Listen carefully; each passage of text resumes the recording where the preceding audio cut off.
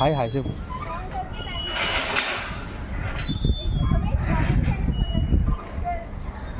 জায়গাটা পুছিয়ে দে।